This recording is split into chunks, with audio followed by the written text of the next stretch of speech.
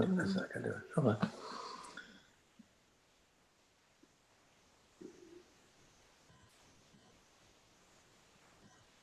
I wonder if I should hit that. It can't hurt. We can't hurt it. No?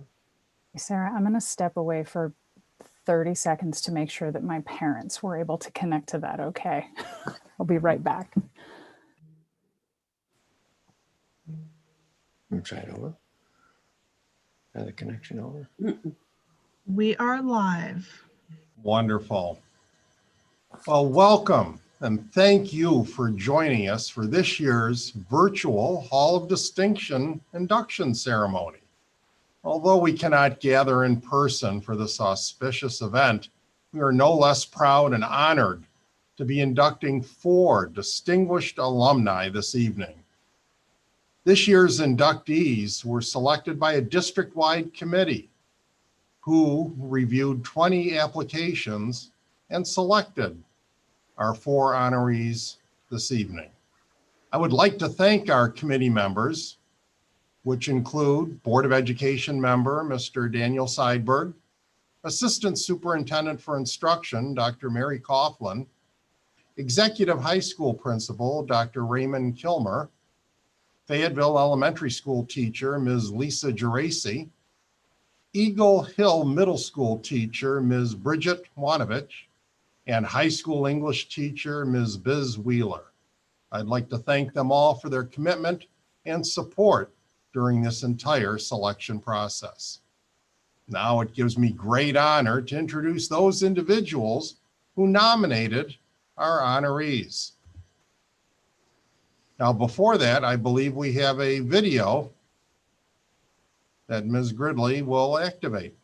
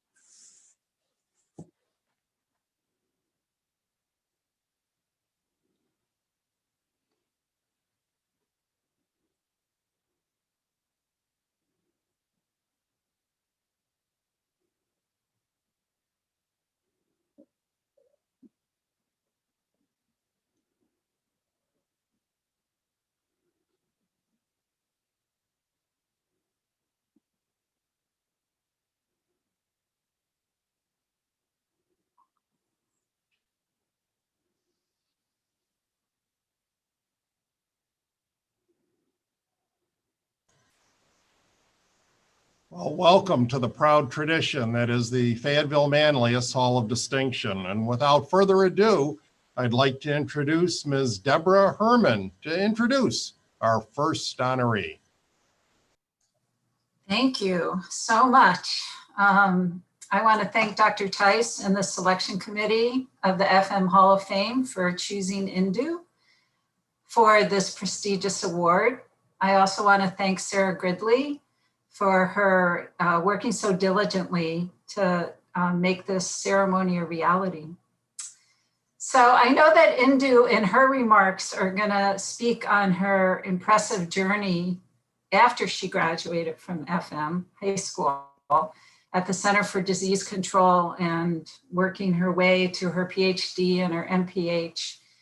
She has been incredibly successful. And what I really want to spend a few minutes is telling you about Indu when she was in high school and what I remember of this remarkable person at a young age.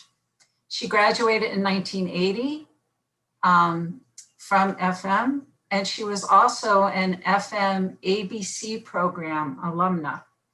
For those of you who aren't familiar with the program, it's part of a national organization called The Better Chance that started in the civil rights era and offers academically talented students of color an opportunity to attend a premier college preparatory school.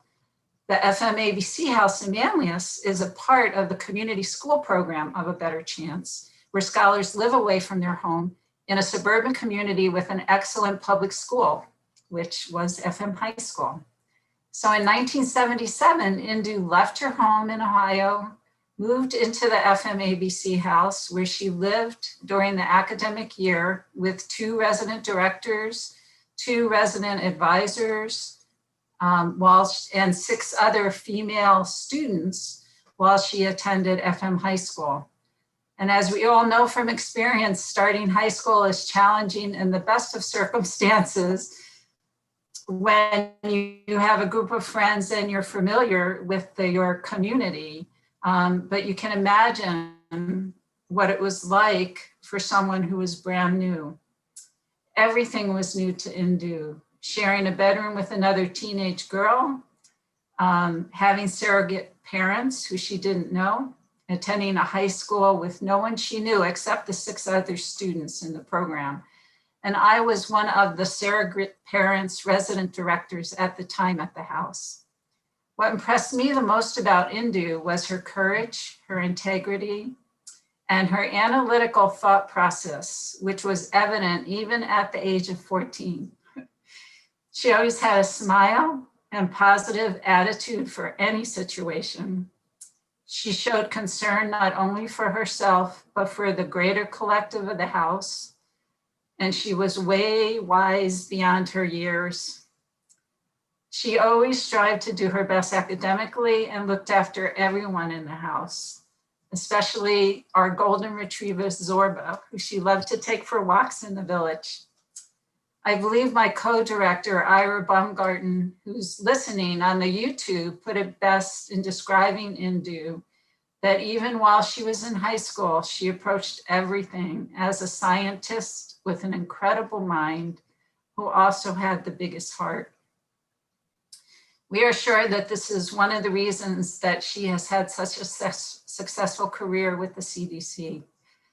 And Indu, we are both proud of the woman you've become, and we congratulate you on this well-deserved recognition and award. Thank you. Wow, you're making me cry, Deb.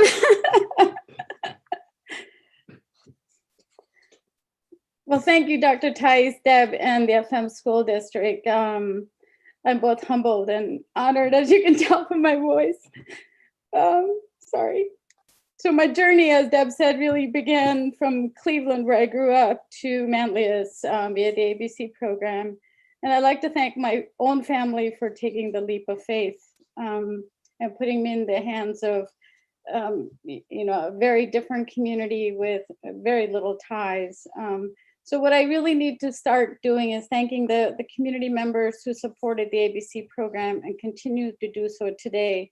And again, my special sages in the program included the Kordaleskis, Barbara Sutton, who I believe is listening, and Reverend Silba, without whose guidance and support, I don't think I would have made the transition being away from home.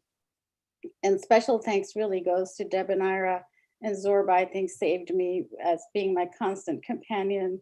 And beyond that, the host families who extended the welcome of the warmth beyond the school. And I'm really grateful for their children. Many of them are probably, they're grown up, and I do keep in touch with them, for sharing their families, because it is very difficult to share your family with others at such a vulnerable age. And I'm really grateful for them having allowed me the opportunity to be part of them, especially the Germacks, the Bermans, the Schillings and Manions, who have a very special place in my heart and always will. FM was and continues to be a place where academics are nurtured and inclusion and diversity celebrated, and I'm homage to that. I want to thank you for helping young women grow and realize their academic potential. It was really fun for me to go look at the FM website and to see with what diligence the school system has adapted to the SARS-CoV pandemic, and continuing to support the students and help them grow in this environment. And as a public health person, I'm really quite proud of that, seeing what you've done. And as I reflect on my FM days, I've done a lot of reflection in terms of the science curriculum headed by Mrs. Key and Miss Roy, who took me in their wing and shaped my future way beyond I even realized at the time. And, I would be remiss not to say something about the persistent efforts instilled by Mrs. Massey, who was a home ec teacher, and Mr. Sheridan, the school counselor. They stay with me, and the hobbies I learned have stayed with me, and I, to this day, to be honest. As I think Deb mentioned, I went on to graduate from Amherst College with a dual degree in biology and anthropology after FM. Subsequently attended graduate school, earning my master's and a doctorate in public health. And what's interesting about it is my career has allowed me to work on emerging public health challenges such as Ebola, SARS-CoV-19 pandemic, as well as persistent ones facing not only us in the United States, but globally, where I serve as a branch chief for the Global Tobacco Program. So I get to work with many, many countries across the globe on fighting tobacco epidemic, which I'm really, I think that makes me very proud to be a public servant. And I would ask all the FM students who may be listening to this is consider public service as a career, because it really gives you way more than you take away from it. Again, I'm humbled by this honor and always hold FM and the ABC program at the highest esteem. I wouldn't be a good steward of public health if I didn't make a last plea to wear a mask, practice social distancing, and wash your hands. Thank you. Back to you. And I do want to share my, I still hold my letters. Congratulations. Thank you very much. Deborah, you were about to say something? Just congratulations. Thank you, Dr. Tice. A well-deserved honor. Next up, we have a second of our 4 recipients, and I would like to introduce the Ryans. Pamela Ryan, if you will do us the honor. Yes. Hello, everyone. Ed, this is my husband, Ed, and I are pleased to be here to celebrate the induction of these outstanding alumni into the Hall of Distinction. We've known Cynthia and her family since we moved to Fayetteville 40 plus years ago, and have watched her grow and develop into the accomplished woman that she is today. The first indication of her potential was when she served as MC at Showboat. I'm assuming that's still going on. Her quick wit and ability to improvise kept the audience engaged and laughing while moving the production seamlessly along. These same attributes were evident when we heard her speak a couple of times about the evolution of Pixar as part of Syracuse International Film Festival. After graduating from Russell Sage College with a BA in Performing Arts and English, Cynthia pursued employment opportunities focusing on the production side of the entertainment business.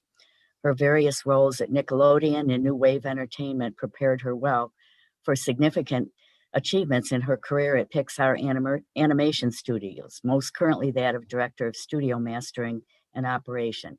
If you've seen a Pixar movie, and you can look behind Cynthia to see evidence of them, In the last decade, you've seen and heard the work of Cynthia and her team at Pixar's Mastering and Operations Department, responsible for the creation of the all in progress and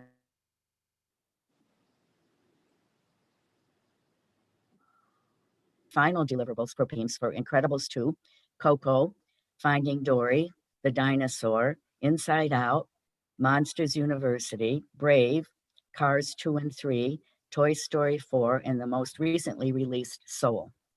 Cynthia's prior position as post-production supervisor at Pixar involved adapting films to DVD and foreign language formats.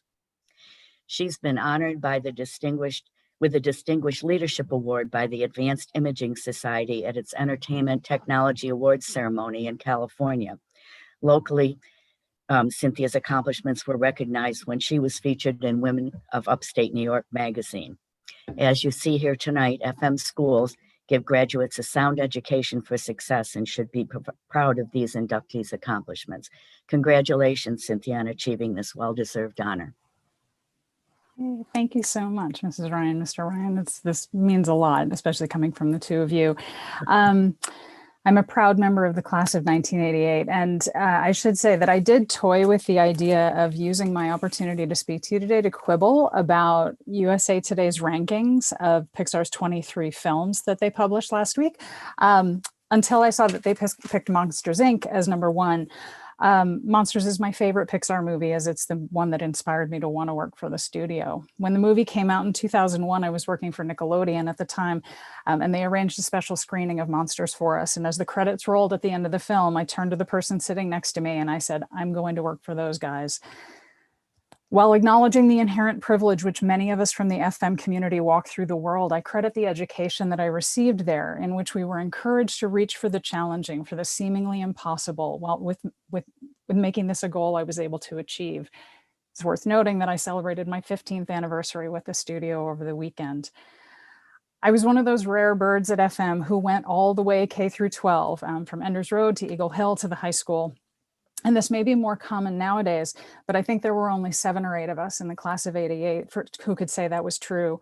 And to say that FM has been the key to any professional success I've had would be an understatement. It lay the foundation for my path. Along that journey, I had the great fortune to be mentored and supported by some outstanding educators. Marcelin Pelly, my 4th grade teacher at Enders Road, with whom I corresponded until well into my 30s. Tom Hennigan, Len Pajali, Pam Kissel, Liz Kolodny, Faith Ball, Ron Searle, Marty Alderman, and Tim Jackson, our class advisor, whose unfailing patience with us and excellent sense of humor, and I dare say that those two had to go hand in hand, made learning engaging and hilarious, and I owe a debt of gratitude to each of them. I'm humbled to be part of this group, and while I may not be working to save the world in quite the same way as my fellow inductees, I like to think that Pixar is doing a little bit to make the world a better place, or at least playing a small role in raising the world's children. I want to thank Pam and Ed Ryan for nominating me. Honestly, it means so much to be recognized by the two of you who I care about so much and respect so deeply. I also want to thank the selection committee for believing me worthy of this honor. I am profoundly grateful. I would be remiss if I didn't thank my team at Pixar. These are people who are literally the best in the business, and they make me look good every day. And were it not for them, I dare say I would not be here talking with you. There's so many others to thank, many of whom are watching today, and you know who you are. Last but not least, I want to thank my parents, Nancy and Bob Slavens, for giving me not only life, but for setting that life within the Fayetteville-Manlius community. You did me and my brothers a solid when you made that choice, and we're all better for it. So thank you for that. And thank you to Dr. Tyson, again, to the selection committee. I'm very grateful. Well, congratulations, Cynthia. Well done. Thank you very much for joining us today as well. And now, without further ado, we'll move to our third honoree. And to introduce Eric, we have Heather Waters here. Heather. Good evening, everybody. My name is Heather Waters, and I'm a member of the class of 1995, but I had a wonderful friend and classmate from 1994 named Eric Tars, and I am joined along with Casey Corcoran from the class of 94, Josh Dubansky, 95, Kristen Lyon, 96, and Liz Nord, 1995 in congratulating Eric Tars on his acceptance into the FM Hall of Distinction.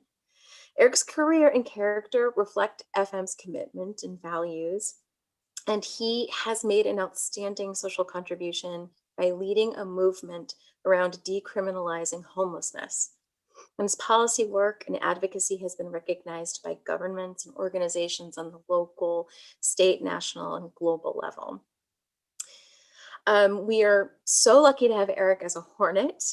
His kindness and his accomplishment as a student throughout his elementary, middle, and high school years was memorable. Eric was a standout MUN, Model United Nations student, who ended up at the UN Human Rights Council in Geneva, Switzerland for real. Today, Eric lives in Philadelphia, Pennsylvania, and he brings his family back to Fayetteville to visit with his parents and neighbors, the Nicholsons, who might as well be family.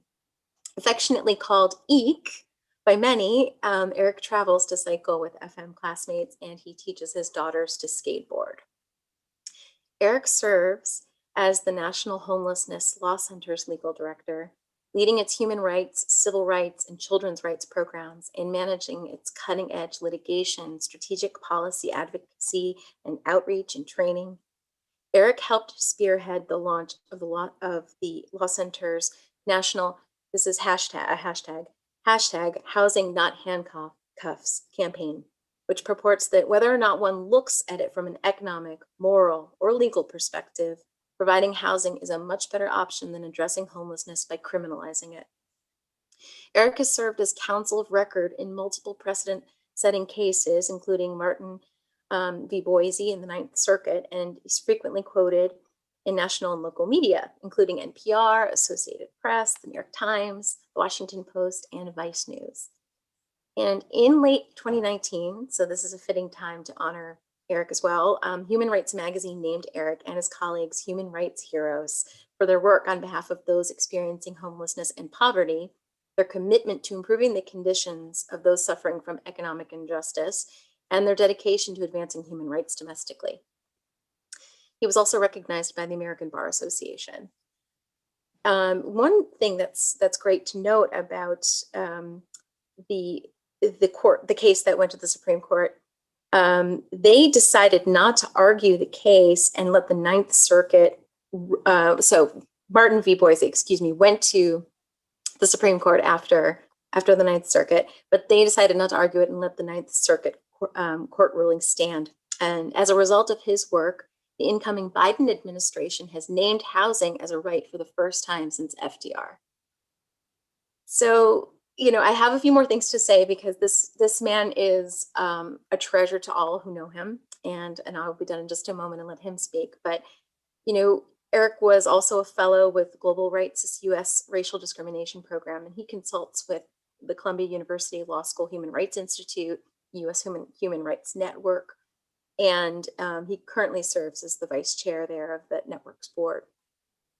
He received his JD magna cum laude as a global law scholar at the Georgetown University Law Center. He received his BA magna cum laude in political science from Haverford College and studied international human rights in Vienna at the Institute for European Studies and at the University of Vienna. He teaches human rights advocacy as an adjunct professor at Drexel University Klein School of Law. So while homelessness is not very visible within our district, we know that there are students and neighbors who experience food and housing insecurity. And Central New York faces this as a crisis, and including K through 12 districts and nearby school districts. So Eric has made an impact here at home already. He brought the Housing Not Handcuffs campaign right to Syracuse, right to Onondaga County, and worked with the mayor and county leaders to ensure that we didn't have that panhandling law that criminalizes people who panhandle. And he worked to make sure that we could develop a day labor program here, and also, you know, working to help us address our affordable housing needs. So I just think that we are so lucky to call you a Hornet again. We love you, Eric. Congratulations. And so I wish you could be physically here, and I hope you will get to meet up with some students and come back to the FM campus soon. Congratulations, E.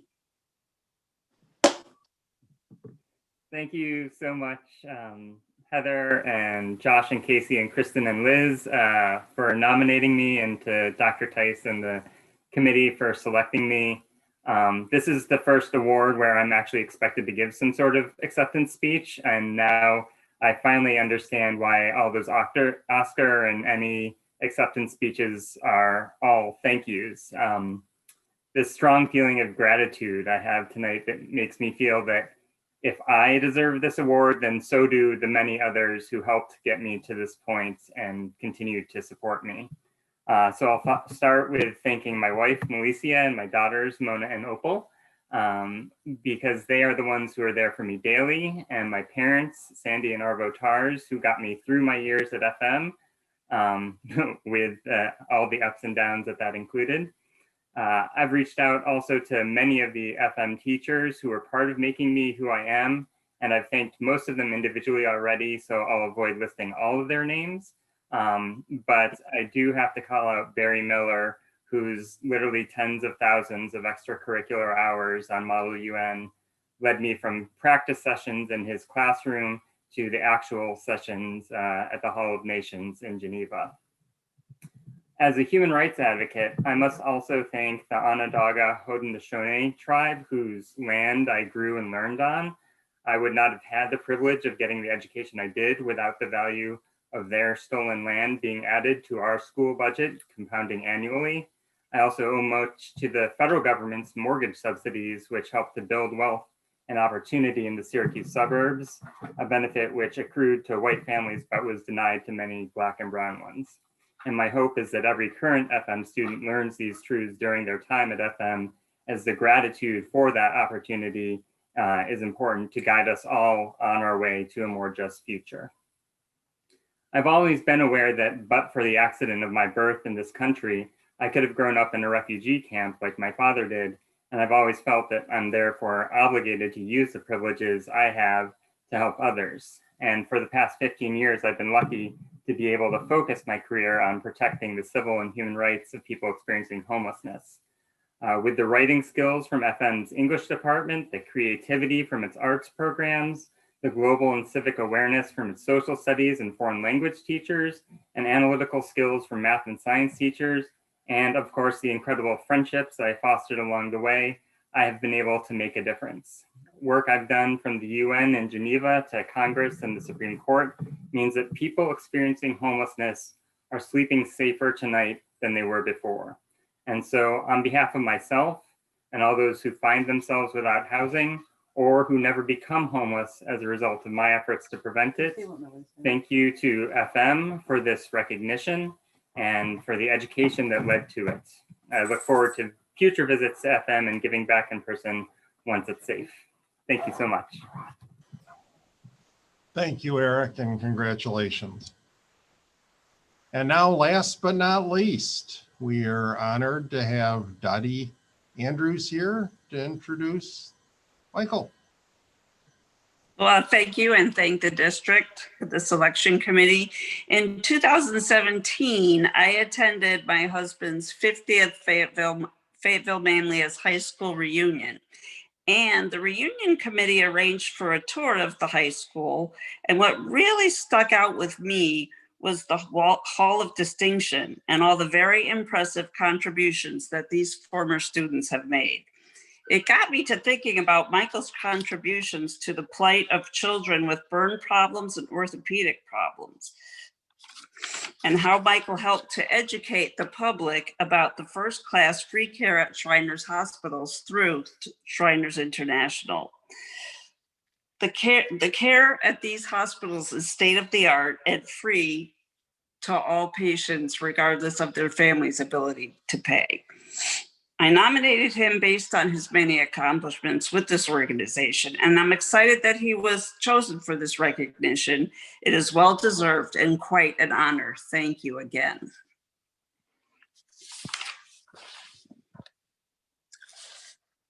All right. Am I up? You're up. All right. Thanks, Dot. Thank you, Dr. Tice, and thank you, Sarah, for all that you've done to organize this Zoom conference. I guess like everybody else, I wish we could all be there, but it's just not possible with the circumstances going on in our world today. But I want to tell everybody, and I can't thank Dottie enough, what she's meant to me. I've enjoyed, if I've enjoyed any success over the last 37 years, Dottie has been a part of it. She's my soulmate. She's my rock, and she's always been there for me. Even though she went to Liverpool High School, I have to say I've never held that against her. So I guess my comments are going to be a little bit different tonight. I'm not going to repeat any of the recognitions that I've received in the past. I always feel awkward when I talk about them. I feel awkward when I receive them. I guess when I was notified that I was going to be installed into the Hall of Distinction, my first reaction was, I wonder if they have the right Mike Andrews. I had to go to the yearbook to see if there was another Mike Andrews. I don't know how many watching tonight are aware of this, but I recently learned that Fayetteville-Manlius was named by U.S. News and World Report as one of the top high schools in America. So for me, receiving this recognition in view of the fact that it's one of the top high schools in America is extra special to me. In fact, if you notice, I'm wearing my FM hat tonight, even though I was graduated. I graduated in 1967, over 50 years ago, and I live in Florida. Well, I still bleed green and white. And so that's why I'm wearing the hat tonight. That and the fact that it hides my ever receding hairline. So I never feel worthy, though, of recognition, certainly a recognition like this, but I'm very appreciative to be recognized. I was really just an average student at FM. I wasn't somebody who was in the National Honor Society. I didn't take calculus or Russian as my second language. But one thing that I learned during my years at FM was that being a Hornet always meant having the confidence to pursue what you thought might have been unattainable. I took that away from my high school experience, and I've kept that philosophy through the rest of my life. So for me, being viewed in the same light today as the people that have been mentioned earlier, and the FM grads who were selected for the honor over the past 20 years, it's very special to me. I have to thank God for giving me the faith to pursue my dreams. I have to thank my wife, Dottie, and also my parents, both of whom are no longer with us, but they sacrificed a great deal for me and helped me in every aspect of my life. And a special shout out, as they say, to the kids who inspired me over the years at Shriners Hospitals. I'll always be a proud Hornet. And again, it's an honor for me to be recognized today and included in the FM Hall of Distinction. Thank you so much. Congratulations, Michael. Thank you. And congratulations to all four of our recipients this evening. The Hall of Distinction has been a proud and long tradition here at Fayetteville-Manlius, and not only will your plaques adorn the wall forever and ever, but we hope you will accept as a small token of our appreciation. We sent out to you the awards for your personal collection. Thanks, Eric, on cue. Everybody has them, that's good. And we hope you'll just accept that small token of appreciation on behalf of the entire governance team here, the Board of Education, administration, faculty, and staff of the Fayetteville-Manlius District. While we've been unable to gather together in person to celebrate your accomplishments, I think it's important to remember that you did overshoot the mark. The criteria for selection indicates that our graduates that are eligible for the Hall of Distinction have really exemplified the tenets of the FM's educational philosophy throughout their lives, and are meeting one or both of the following criteria, including outstanding social contribution to the broader community by making a difference in the lives of others, and outstanding professional contribution and achievement in their field of endeavor. And I'm proud to say that all four of you have overshot the mark and have certainly continued this proud tradition that was started years ago with our FM Education Foundation and the district, and we're proud of that partnership and very excited to have you here this evening. So please accept our heartiest congratulations, and we welcome you to the Hall of Distinction. Thank you for joining us this evening. Thank you. Thank you so much. Thank you. Congratulations. Now you're welcome to join us for our Board of Education. It's not nearly as exciting as this part, but you're welcome to join us for that. But I know Sarah will make some adjustments here as we shift to the Board of Education meeting this evening. So stay safe, be healthy, and thank you all for joining us. Bye all. Thank you. Bye. Thank you. Thank you so much. Thank you.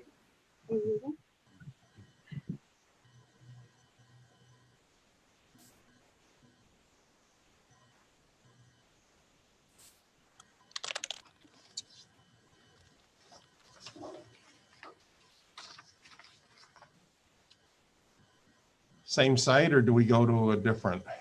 We are live on YouTube. I'm admitting our board members as we speak. Perfect.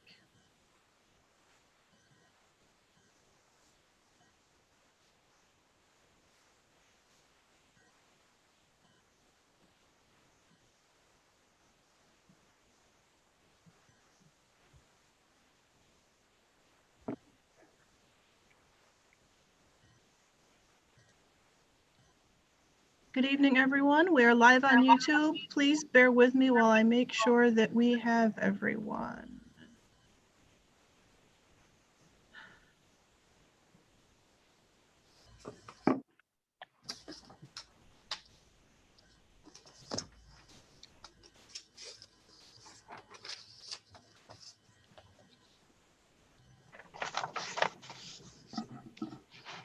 Okay.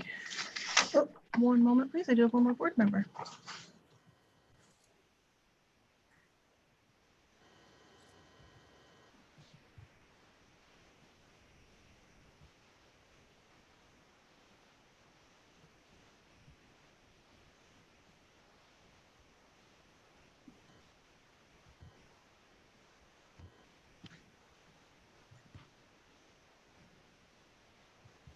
President Mims, everyone is here. Okay, great. Thank you very much. I'll call the meeting to order. Please join me for the Pledge of Allegiance. I pledge allegiance to the flag of the United States of America and to the republic for which it stands, one nation, under God, indivisible, with liberty and justice for all.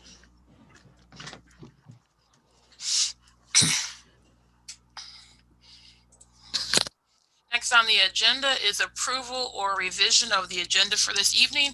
Is there a motion to approve the agenda for tonight? Thank you, Kelly, and a second from Daryl. Any discussion? All those in favor, please raise your hand, indicate aye. Aye. Anyone opposed or abstaining? Next on the agenda is public comment. Sarah, do we have anyone for public comment this evening? We do. We have Melinda. One moment, please.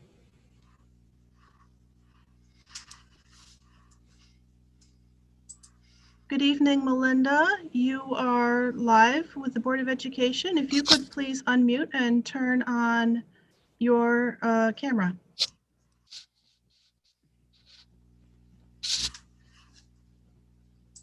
Melinda, are you with us?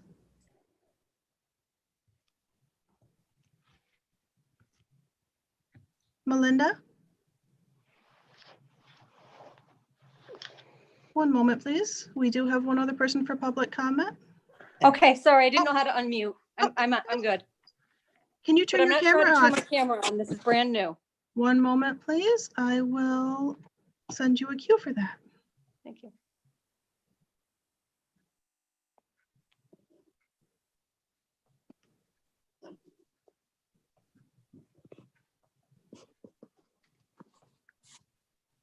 You may speak when you're ready. Okay, I just, I submitted a question just to say, since the teachers were now available to get the vaccine, and I know they won't, it'll be a month or two before everybody is going to be vaccinated fully. But since that is the case now, is there a plan in place to open the schools for 5 days a week? Not when, just is there a plan in place to open them up?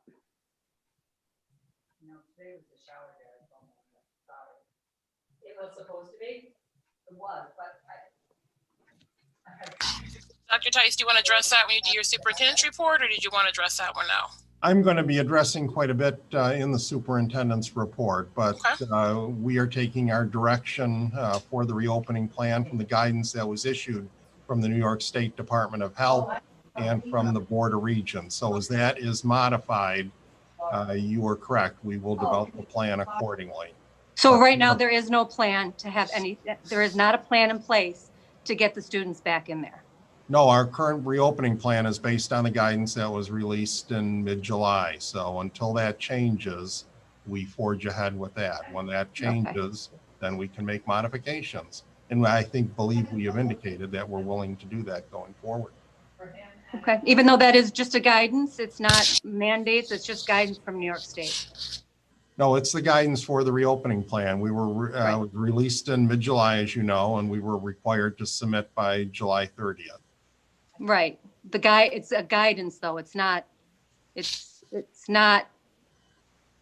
you make your own, it's just a guidance and you make your own plan. It's directives from the State Department of Health and the Board of Regents, and we had to provide a number of assurances in order to open the school accordingly. As you know, we had to host advisory committee meetings, public meetings going forward. Okay. Is there a time frame you're working? I know you said when the state, but when the state changes their guidance, there probably should be something in place to get it done quickly. We can't wait till the end of the school year for these kids to get back in school 5 days a week. So maybe something should be planned ahead, and when the New York State changes its guidance, then it will be, you will all be ready. Well, we operate, as you know, in 5 days a week in a normal year. So it will be our intent to go back to that operation. Okay. But guidance will determine that. Our job is to stay open unless the conditions warrant otherwise. Thank you. Thank you.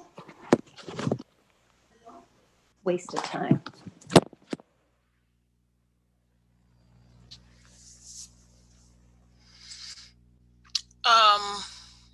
Thank you for that response, Dr. Tice. Was there someone else for public comment? There is not. Okay, thank you.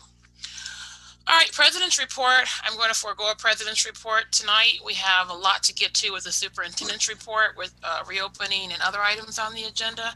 So I'm going to move directly to item 3.02, which is Dr. Tice and his Superintendent's report. Dr. Tice is going to give us an overview of reopening, and then a number of board members submitted a number of questions to Dr. Tice. So once he's given his overview, then board members will be able to ask those questions to Dr. Tice. So he's going to do a brief overview and then take the questions from the board. Dr. Tice? Thank you, President Mims. I don't know about a brief overview. I'll try to Nope, I didn't mean pressure, sorry. You can see my superintendent's report in board docs. We'll move right to community relations. As the board is aware, we are in receipt of a number of letters from parents and guardians who are asking that the school district abandon the hybrid instructional model and to provide 5 days of continuous instruction during each and every week. Please know that while we all eagerly anticipate a full return of the students to the campus, school district officials are following the New York State Department of Health guidance to maintain 6 feet of social distancing along with face coverings to limit the spread of the virus in the school. Out of the hundreds of quarantines, which are not COVID positive cases, and a much smaller number of COVID positive teachers and students, the Onondaga County Health Department has determined that there has not been any in-school spread of COVID-19. There was one case where it was considered a possibility of adult to adult, but that all others have been determined to be more likely from community spread.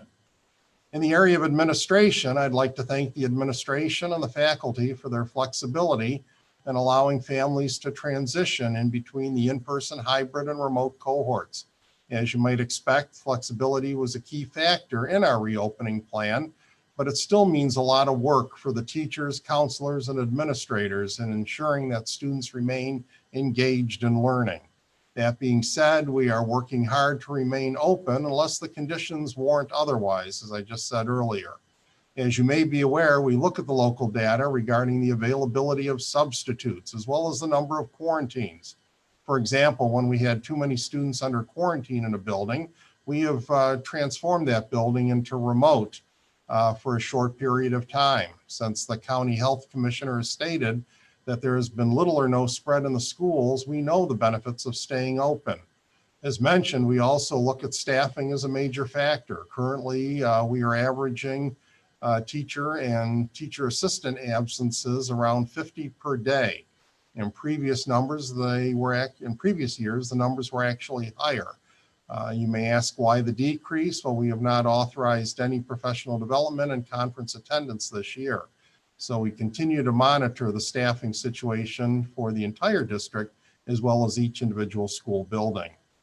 Under non-instructional business operations, given that the Board of Education is in receipt of correspondence from families and employees who are concerned about exposure to the COVID virus, you know, and as you're no doubt aware, that the district has taken a number of precautions, from disinfecting the classrooms and school buses more often than originally scheduled, including the installation of air purification devices in each classroom. Dr. Montgomery, our COVID medical coordinator, has made many suggestions, including changing protocols regarding temperature checks, rewriting of communication and correspondence that's on our website, and messages that are sent home to parents. She's also helped our school administrators and nurses work through building-specific details and issues related to cleaning, student scheduling, interpreting quarantine orders, travel orders, isolation room protocols, and has developed relationships with individuals in the county health department, which enables them to respond to us a little bit faster than some other districts.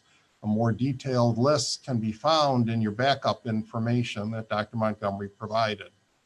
In the area of personnel, the school district is endeavoring to work with the Onondaga County Department of Health to help distribute the COVID vaccine to school personnel. As you may be aware, we recently met with the county executive over the weekend to discuss the distribution plan for the COVID vaccine under Phase 1B. A letter was dispatched to our employees just yesterday, and it's our understanding that Governor Cuomo has indicated that the New York State Department of Health will also distribute the vaccine at the fairgrounds. Accordingly, we are dispatching the hyperlink, which just came in before tonight's meeting, and our Assistant Superintendent for Personnel, Mr. Jeff Gordon, has dispatched that out to our employees and with respect to those with high-risk conditions, and then we'll follow it up with those that are 50 and over in terms of age. In the area of students and special education, we're working diligently to engage and involve our students. Students with disabilities have a special education as the teacher of record and are coming to school 4 days a week. These are students in the 12-1-1 and 15-1 programs. However, they have special education 4 days per week. These students attend general education classes on only their hybrid days, not the other cohort days. So in other words, we're not intermingling and mixing the students in the two cohorts. All other students with disabilities who have special education programs such as resource, consult, co-teaching will follow the general education schedule because they all have a general education teacher as the teacher of record. These students will continue to receive their special education programs and related services as defined by their IEPs, either remotely or virtually. It's important to remember that special education teachers are part of the FMTA. So if we were required to go fully remote, we certainly cannot mandate that one portion of the FMTA teach in person. In fully remote settings, the district would utilize Google Meets both individually and or groups for the special education population. In addition, there could be co-teaching with the general education teacher with breakout rooms for individual and small group supplementary instruction. Under the category of instruction, as the Board of Education is aware, you're in receipt of a number of letters from faculty members who are asking that the school district to move to a remote learning platform in order to ameliorate any potential post-holiday surge in the COVID virus positivity rate. Their letters are compelling when comparing the current positivity rate with the data that we had in March, but we're also testing more at this time than we did back in the spring. To support our staff mental health during the pandemic, the district contracts with an employee assistance program that is completely confidential. Any employee can contact them and receive free counseling. The AP program that we employ is overseen by Krause Hospital. After working with these individuals, I'll help refer them to additional help or counseling as needed. In September, you may recall that we were anticipating about 85% of our families electing the in-person model, with only about 15 to 16% choosing the remote learning model. Currently, those percentages in cohort C have increased during the month of December as more families have elected to use the remote cohort. At Fayetteville Elementary, that number's up to 20%. Enders Road, 18.8, Mott Road at 19.5, Eagle Hill at 22.6, Wellwood at 28.6, and the high school at 26.6. And you can see there in parentheses the number of additional students that have made that switch.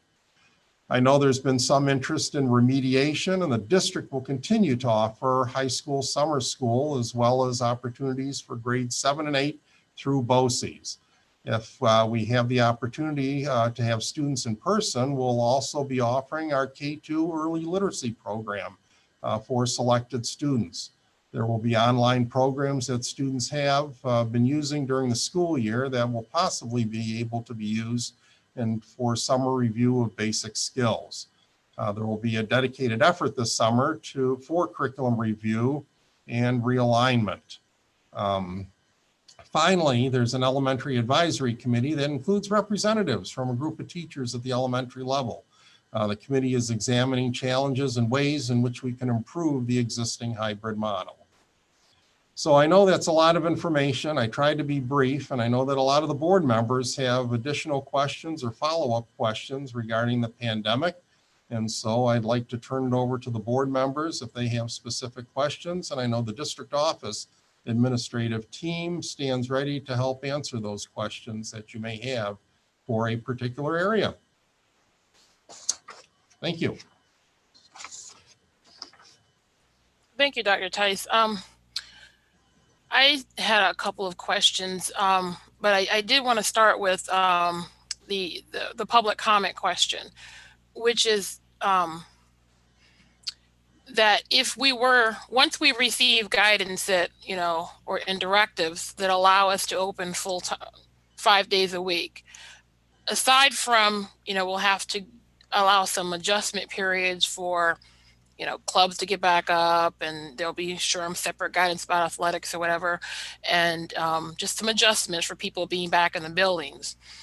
The plan is just to go back to having 5 days a week of students coming back into the building. So when we're talking about a plan, it's just a return to normal with some adjustment time for that to happen, correct?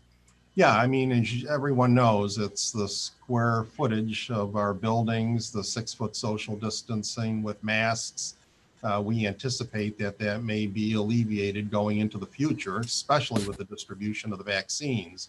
But right now, it's a math problem in terms of the number of students and the square footage of our buildings.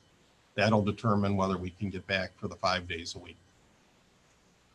Okay. And the vaccines, which are thankfully rolling out to teachers, and I personally spent about 3 hours getting an appointment scheduled today. So it was quite the adventure to get an appointment, but I got one.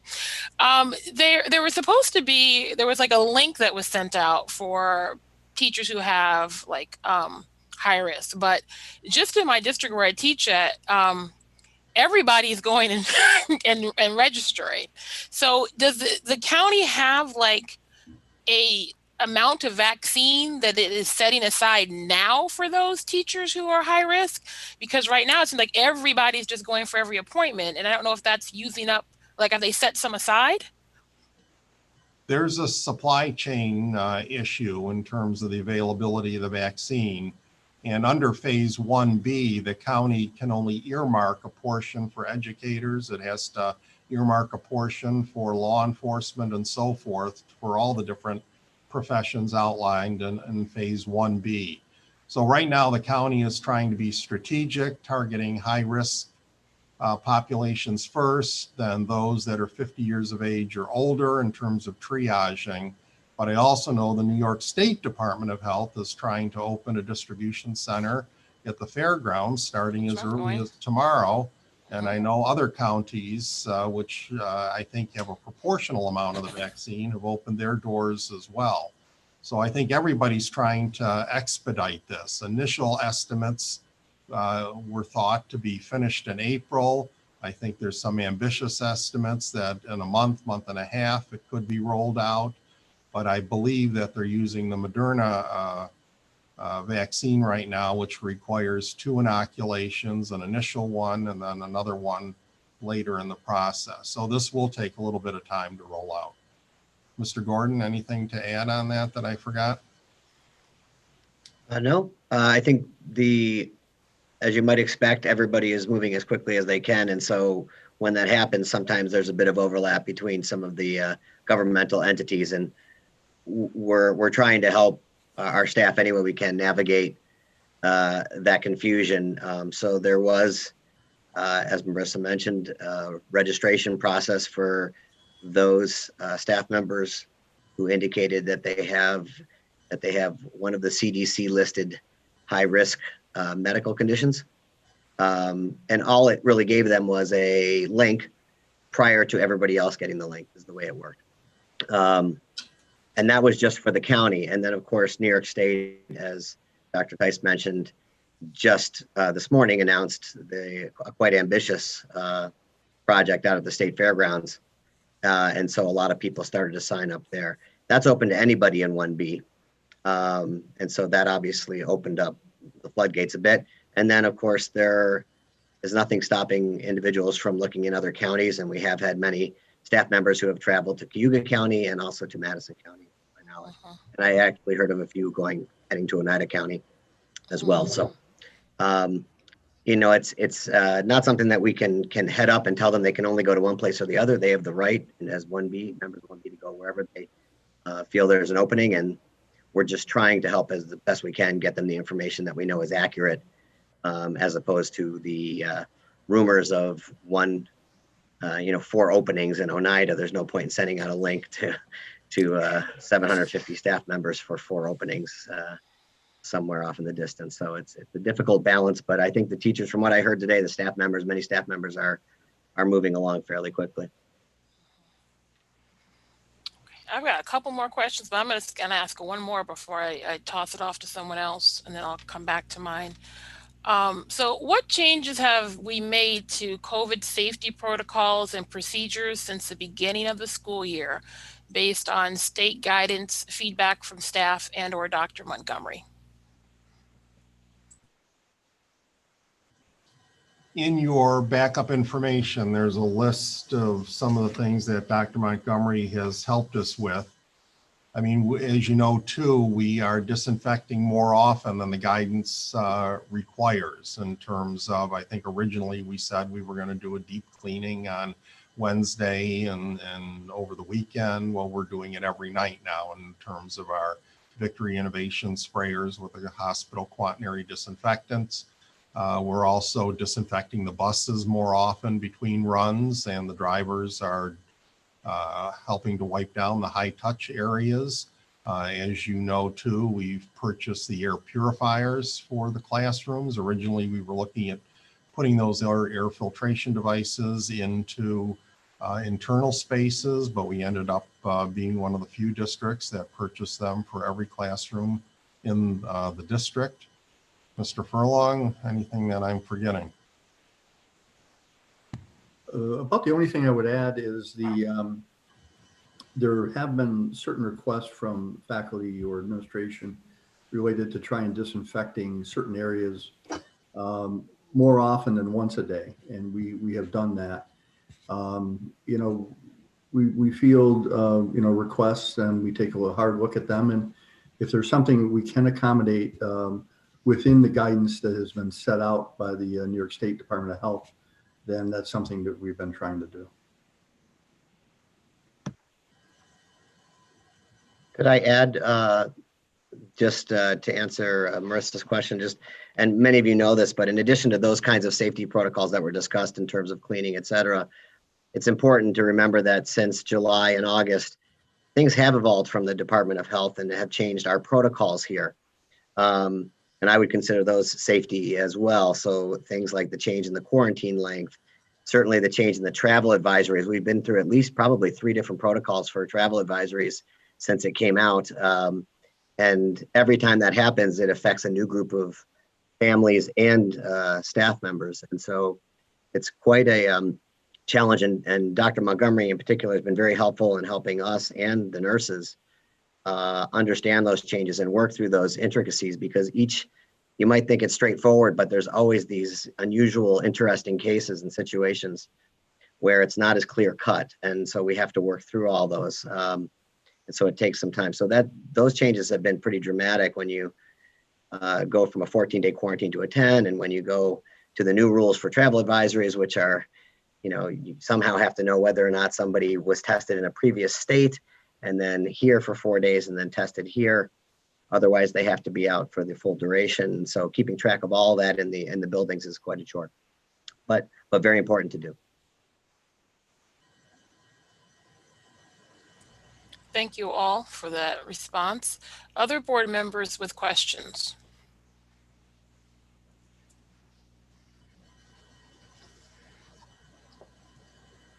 Yeah, Dr. Tice,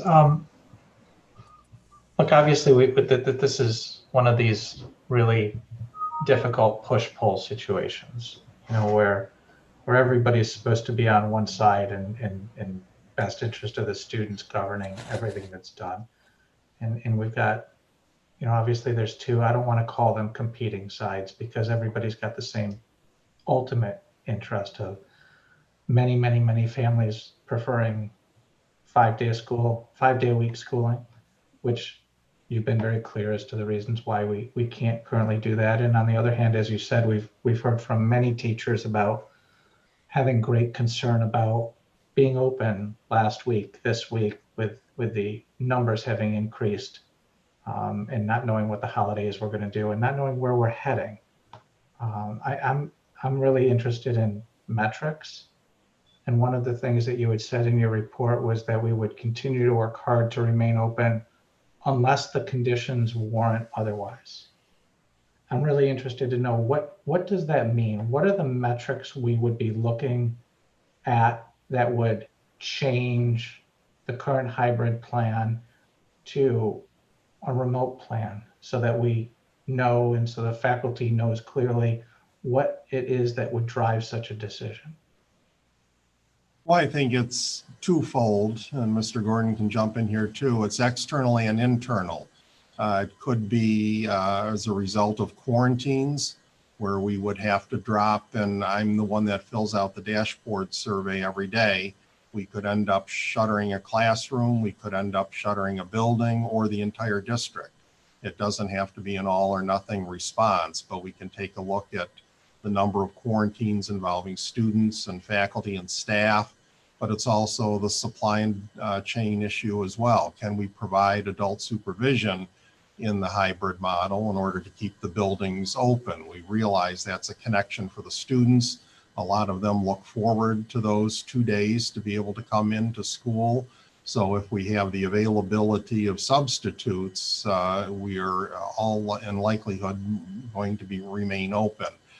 50 is about the area where we suddenly start paying attention to the numbers, not knowing if there will be subs that are available in a particular area for teachers and teaching assistants.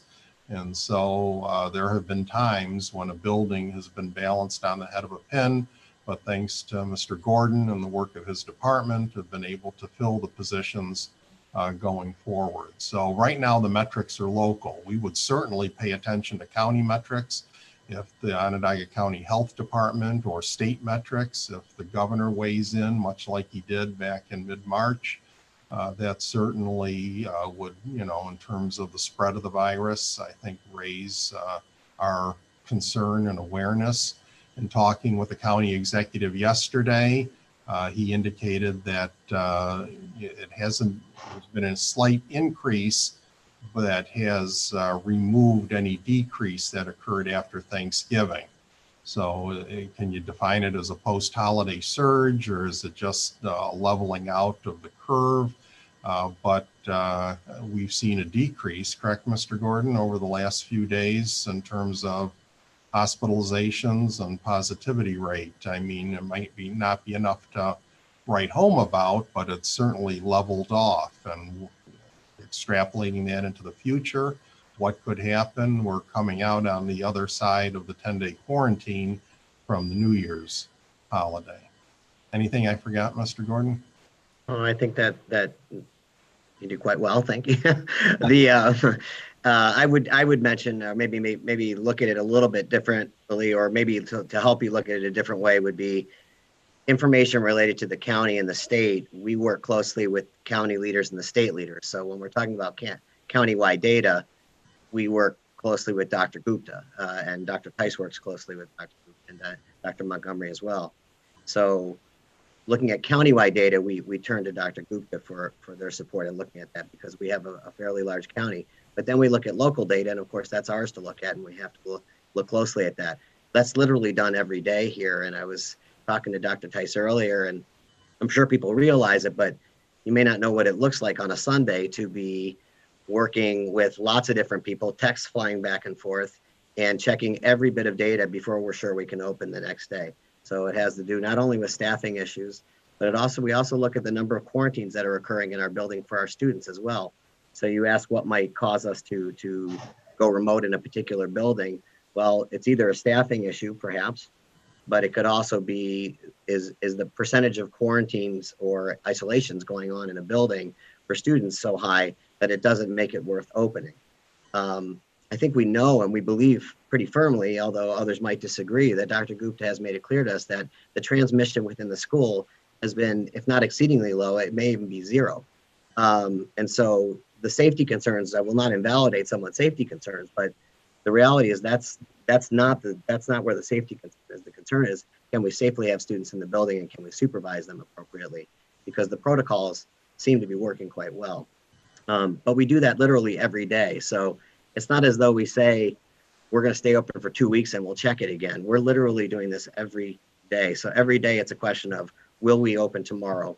Will we open tomorrow? And there have been times, sometimes we forget, but there have been times this year when we have not opened because it's not been safe. And so we have closed and made those calls.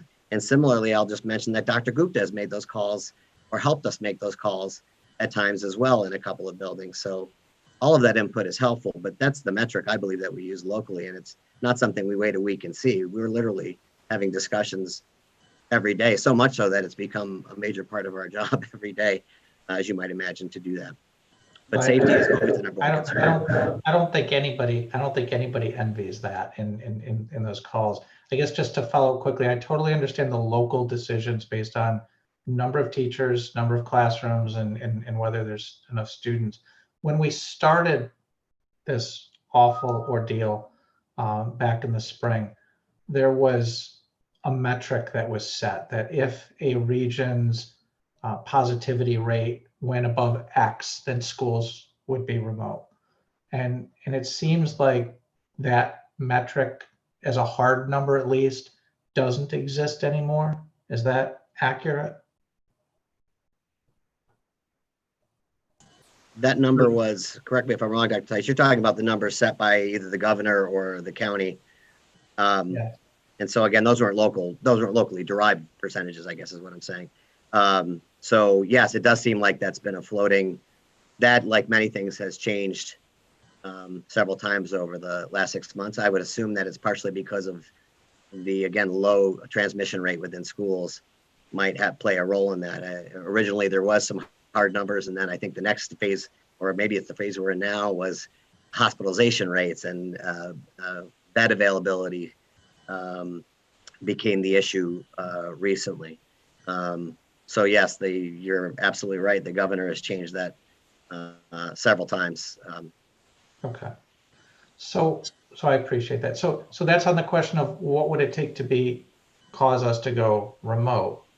On the other direction, understanding what our constraints are of 6 feet mast and the hybrid plan that we're under, we know that we've got a segment of our student body that is really struggling under this model. So, and we've had, a half a school year now to really kind of drill down and better understand what's being seen on that. What we've heard are the anecdotal stories. I don't know what you all have in terms of statistics on that at this point, but we've heard at the elementary level that there were meetings to evaluate what could be done to improve the educational delivery in a hybrid model. I'm wondering, A, what the progress of that is, and B, what else is taking place within the buildings, within our subject matter areas to try to take steps to identify and better assist at all grade levels the students that we know are particularly struggling under this hybrid model.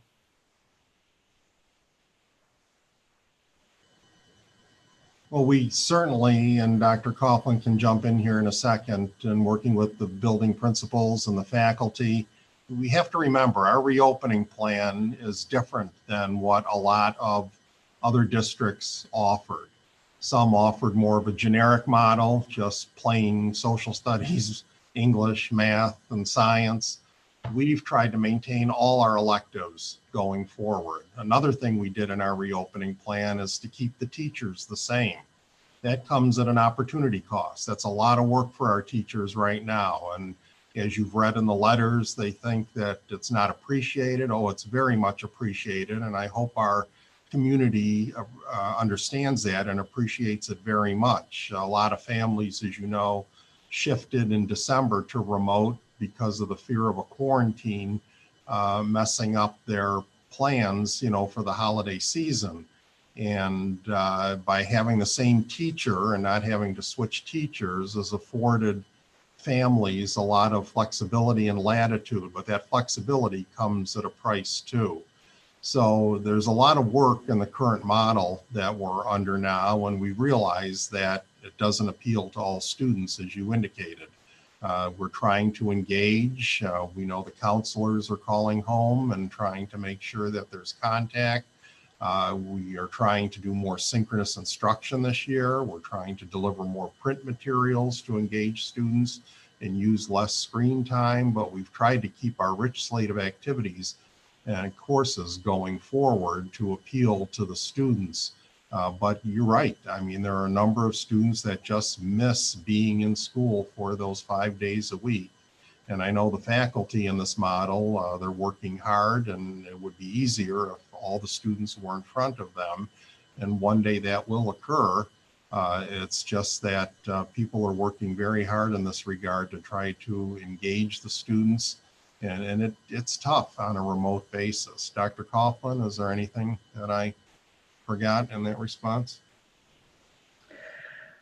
Just related to the group of teachers that the principals and I are working with at the elementary level, we have a representative group of teachers.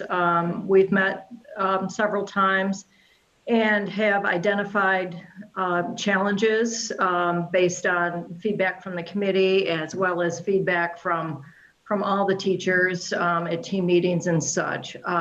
We're looking at what adjustments we can make in the hybrid model. So For example, right now, science and social studies is not, does not have a place for direct instruction, and that's been a somewhat of a challenge. And so that was something that we were looking at. We've been looking at collaboration time for teachers. So when we're talking about students who are struggling and disengaged, what's really important is that the classroom teachers are having an opportunity to meet with the academic intervention teachers and special education teachers. So looking at collaboration time has been a really important piece. Additional time during the day with the students and looking to see if we can build in some additional times where teachers are connecting with the students.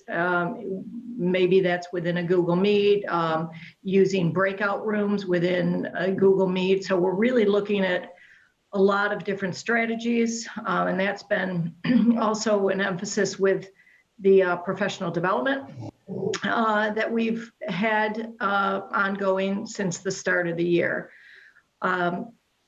Overall, you know, without a doubt, the big challenge for the teachers is working with students who are in person and working with students who are at home, and trying to build that class, continue to build that class community, keep all students engaged. So that's what we've been working on. And we started similar conversations at the middle school level. In terms of student data, we have some data from the start of the school year. We obviously will have a lot more data at the end of this marking period and the end of the first semester. So we will be rolling up our sleeves and looking at student performance.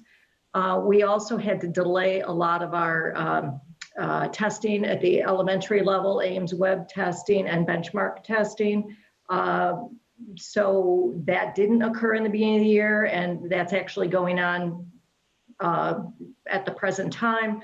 So we will have a lot more student data that we will look at, and with the help of our data analyst from BOCES, we will be looking at all of that data to see, you know, how we can better support students, which students in particular are struggling, and again, continuing with those strategies for student engagement. So that's what's been going on. Thank you. I appreciate that. That Sure. helps a lot. There's no question that our teachers have been given the impossible task and have risen to the occasion, and there's no question they're doing the very, very best that they can under impossible circumstances. We just do have a segment of students that we know are really hurting by this, and we just obviously need to find the ways to help them as best we can. Absolutely.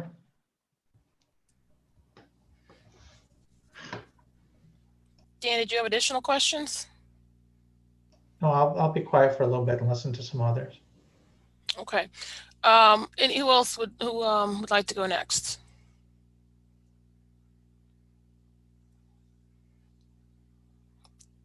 There are quite a bit of questions. You guys want me just to read some of them, or would that be easier if I just went through the list? Sure. I had my questions have been answered, so I appreciate that. Okay. Yeah, I guess just one quick question. Probably, okay. I'm guessing this is Dr. Coughlin, but just in Dr. Tice's note tonight, there will be a dedicated effort this summer to curriculum review and realignment. Can you expand a little bit on that and what is meant by that? Sure. So to the extent that possible, teachers have kept with the current curriculum. There have been situations where we've had to look at only essential standards. And so we will be taking a look at that, and at every level, where the need might be to realign, and going into the fall, hopefully if we're back in person, what we might need to do to fill in the gaps with the curriculum. And I would also say this year, in addition to really just looking at essential standards, we've had to look really closely at the enrichment and extension type of activities that we've been accustomed to providing for students. So we're going to really look hard this summer at what we need to do to get that back up and running and be at 100% of what we're used to providing instructionally.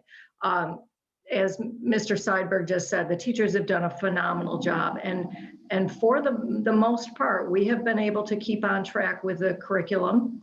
And but there are places where we've had to streamline. So it'll be a matter of looking at that this summer. There's always curriculum work that takes place over the summer, but we will need to have additional curriculum work occur this summer. Thank you for that, Dr. Coughlin. Sure.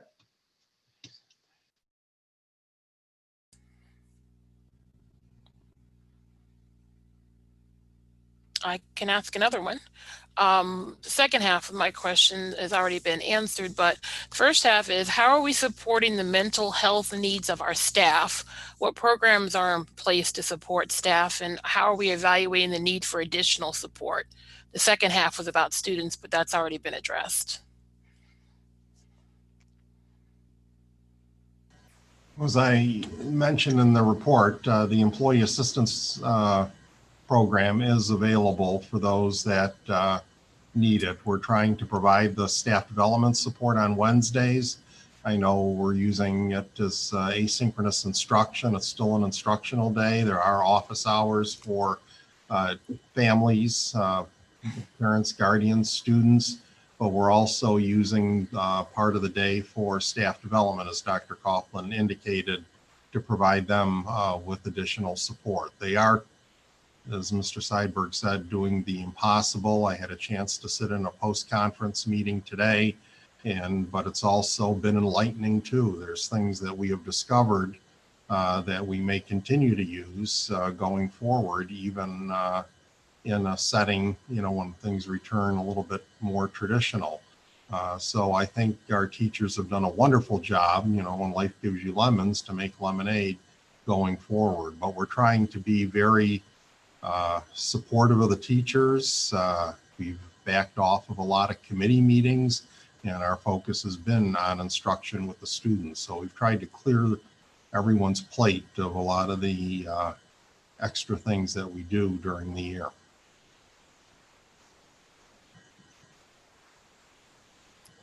Dr. Tice, I know you had mentioned, not in this report, but that there is asymptomatic testing in concert with the Onondaga County Health Department. Could you just speak to that a little bit more so the community can hear what the plans are and what that will look like on an ongoing basis? Certainly. We've worked together as an administrative team. We grabbed the first available slots, which are this Thursday and Friday. For some of our buildings, that meant cohort B was involved again, and we already did student testing under the yellow zone testing for cohort B. So we reached out again, and we've scheduled the 25th and the 26th. So for those buildings that cohort B was tested, which are all but Wellwood, we'll be testing students, staff, and faculty on the 25th and 26th.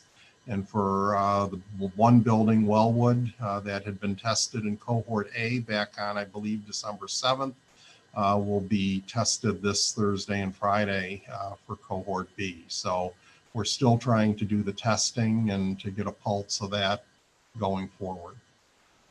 And that was one of the things brought out in the survey by the teachers. So we appreciate the FMTA doing that survey, and I think this was in response to that, to try to get more testing. I also volunteered our buildings and grounds, bus garage, and district office buildings on Wednesdays, because as you can imagine, with a lot of school districts in the area using the hybrid model on Monday, Tuesday, Thursday, Friday, Wednesdays are available. So we thought that would be a good day. So we're in the process of trying to schedule a Wednesday for the district office, bus garage, transportation center, as well as our buildings and grounds building as well. Thank you.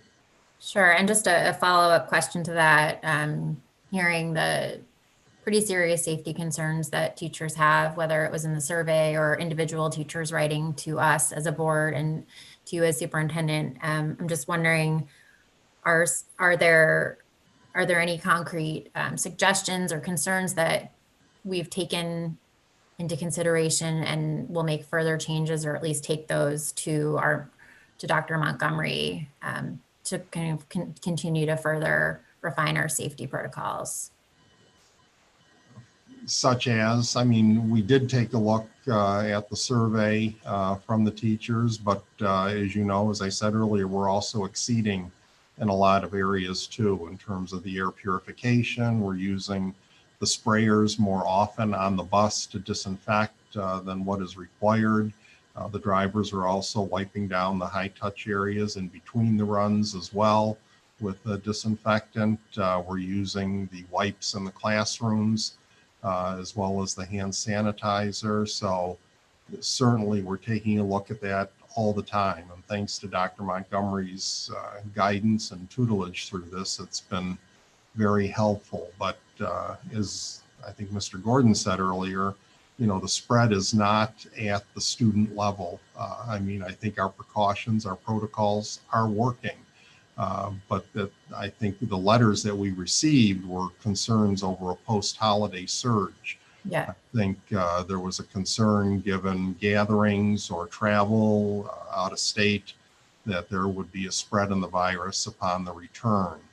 And so far, the numbers that are coming back are pretty indicative of what it was beforehand. I mean, in fairness to the faculty who wrote the letters, if you compare it to the March data when we decided to go remote and when the governor finally said everybody was locked in and we're all going remote, it doesn't compare. I mean, the numbers now are much larger, and I think that certainly played into everybody's concerns. But at the same time, in March, we did not have the testing at this point, and things have even changed for the asymptomatic testing. I was waxing nostalgic way back to October 30th and Friday, November 13th, when we did asymptomatic testing in the district, which involved the pooled saliva testing.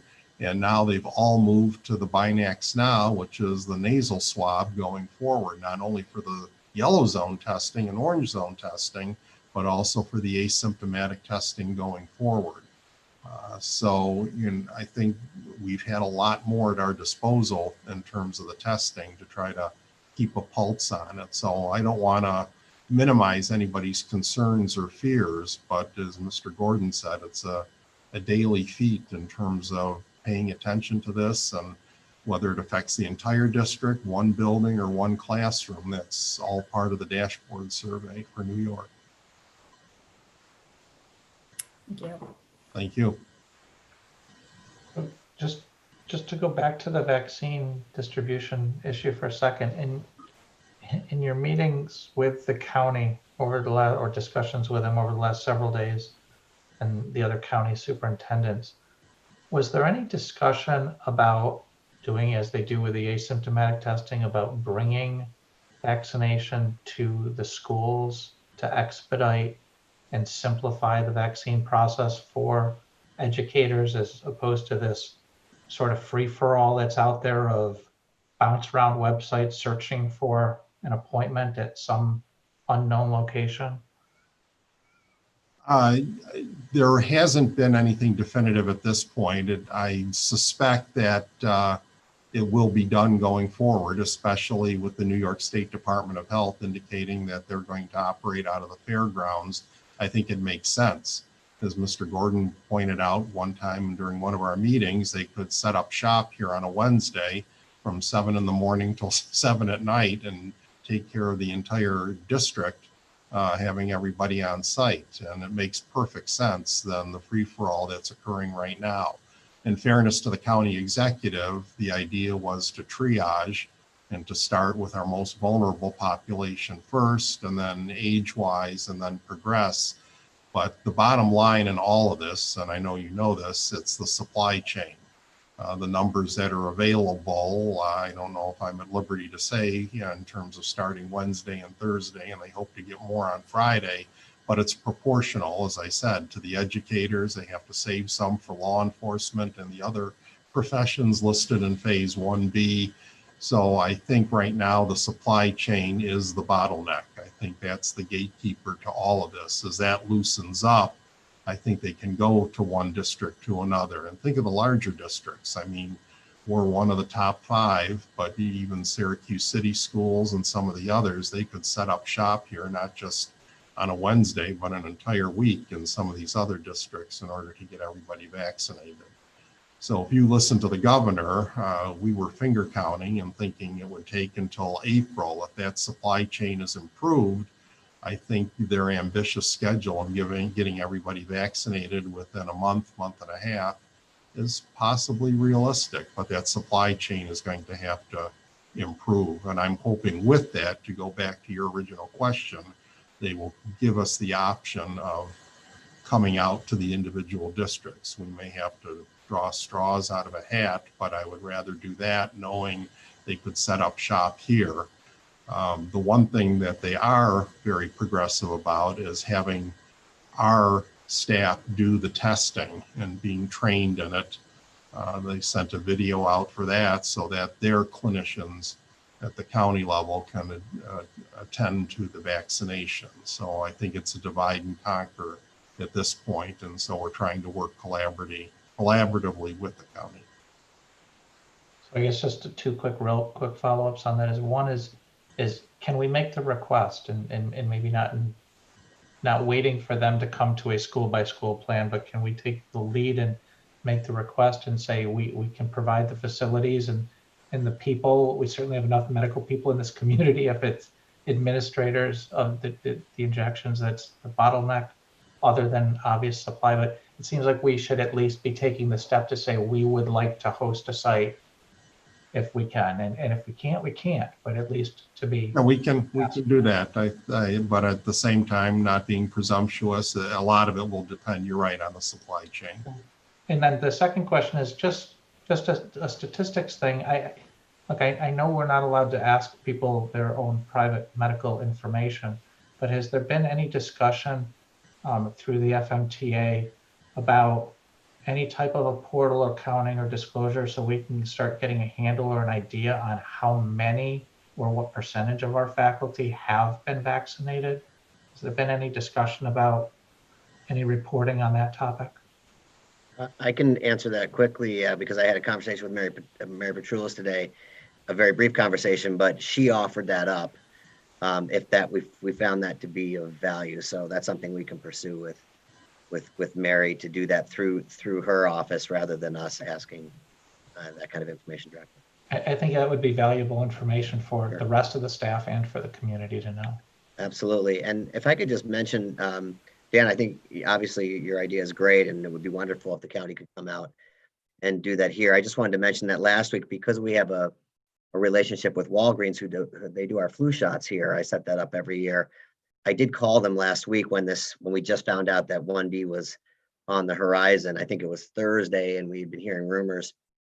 And I thought that might be a channel to do that as well, that maybe Walgreens could come out here, set up shop, and do that. They did look into it. They were considering it. Supply was an issue. They were concerned because really when you add subs in, we have well over 1,000 employees when you look at subs. So they had an issue with the number of employees they could send out. They had a small issue with figuring if the supply would be at the local Walgreens and if they could get it here and do what they needed to do in terms of refrigeration and then thawing and those kinds of issues. But it's still on the table, and that may come to fruition later when there's a greater supply. So they know we're interested. They're very interested in doing it if they can for us. Obviously, they make money doing that as well. So it's not like they're doing it simply because they're good neighbors, but they are. But I just wanted to mention that I did reach out to Walgreens last week, and they know that we're very interested in that. Thank you. I appreciate that.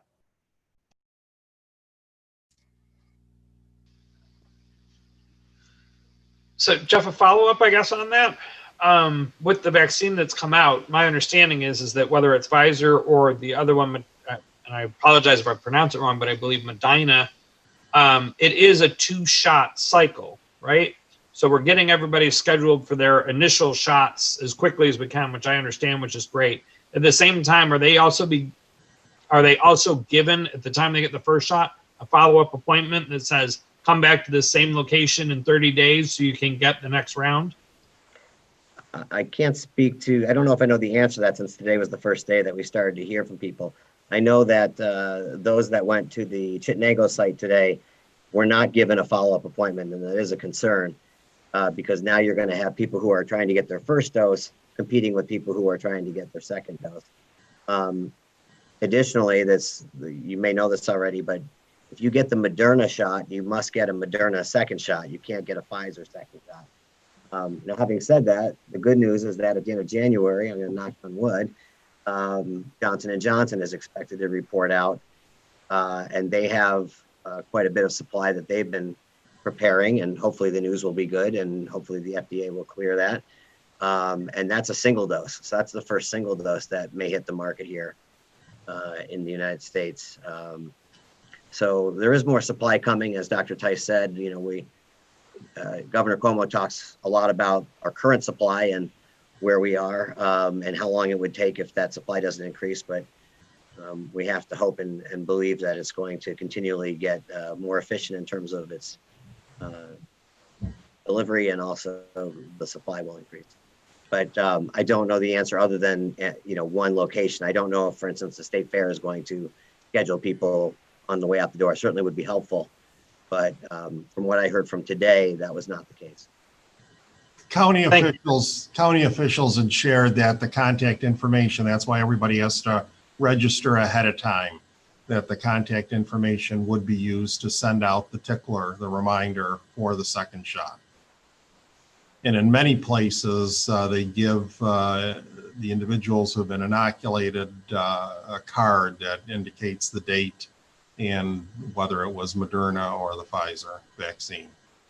Yeah, you get a card and it tells you the date and it tells you the window around that date. What individuals were told in Chittenango, though, was that it is their job to schedule the next appointment. They said you may get a call, but not to rely on that to get something set up. So having said that, I don't know how many of you have tried this today, or how many of you, well, you're not educators, but the state fair has a lot of, has an incredible number actually of open appointments that stretch into, you know, and they have it all the way up through January, I believe, or even into February. So it is quite an incredible number of appointments. So getting an appointment for an educator is not necessarily at least the initial appointment is not necessarily the problem at this moment. It's not going to be next week, but setting it up is available, and that's certainly good news, I believe.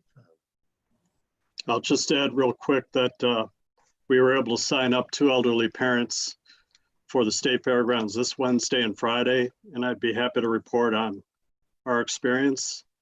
And I would just encourage everybody to go to those websites and sign up as early and as often, and to not wait.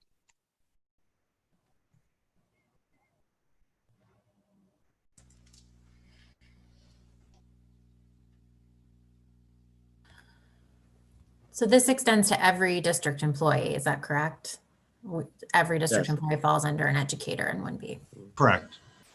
Great. So including substitute teachers, support staff, transportation, food service, everybody, daycare, but or preschool, but not daycare. They're drawing a line.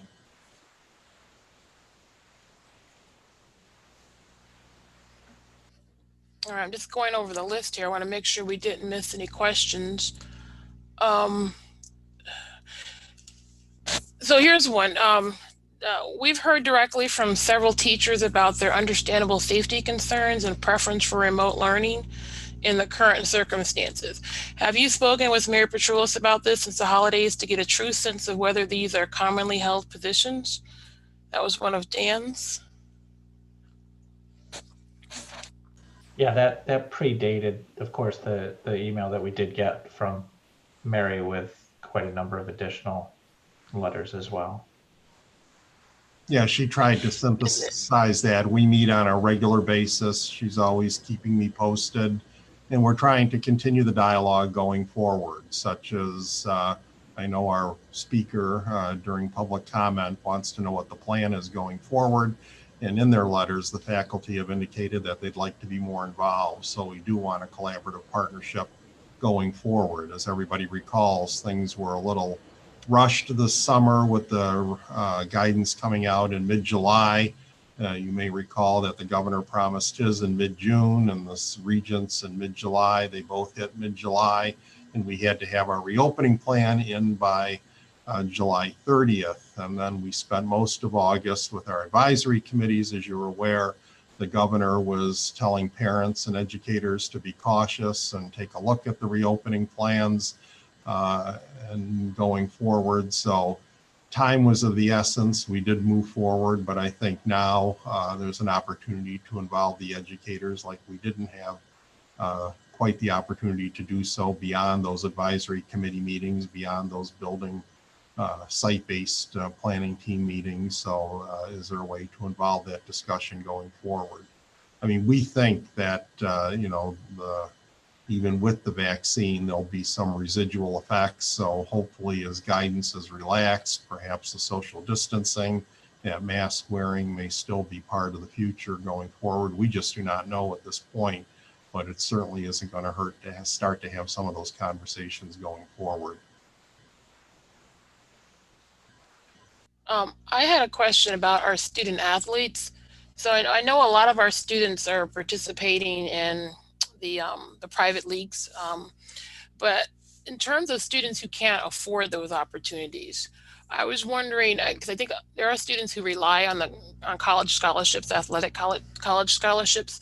So I was wondering, like, do we have any word about how their admissions process is being affected by maybe not being able to participate right now? And is there any support that we could provide them? Because I was just thinking that our current seniors, I mean, they've missed a lot of their high school. Some of them have missed a lot of their high school season if they haven't been able to participate in the outside groups. So is that an issue that that we're seeing, or are our students, or most of them actually, or all of them, in other leagues where they're able to showcase their athletic ability and still get the different scholarships? It is my understanding that most of the college coaches will recruit from different travel teams more so than at the high school level. That being said, I know a lot of those organizations provide scholarships to those families in need. But at the same time, it's twofold. It's great that you asked that question. As you know, and many, the NCAA has extended eligibility for athletes. So in many ways, there are fewer opportunities for our seniors going forward, because some of the college athletes will still be on scholarship because of the pandemic. So there is a little bit of a bottlenecking right now in terms of not only being able to showcase their talents, but also the number of scholarships that are available at the college level.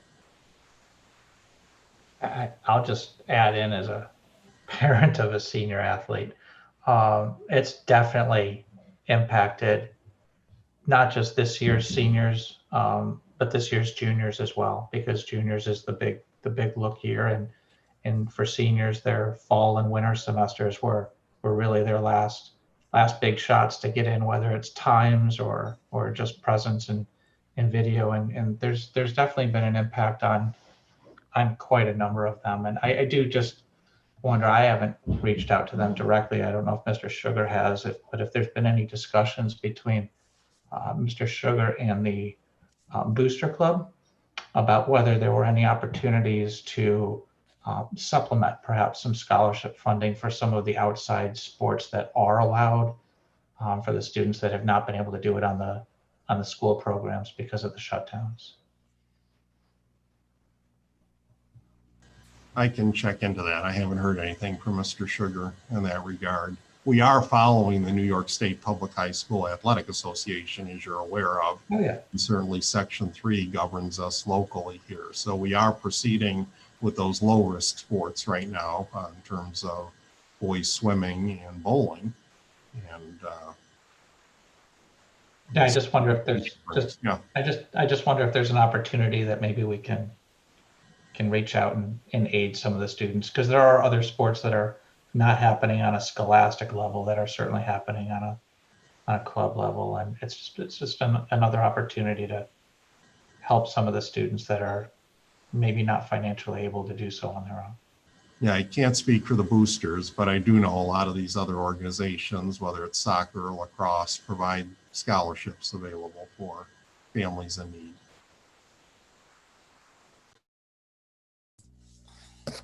Okay, other questions for Dr. Tice from board members?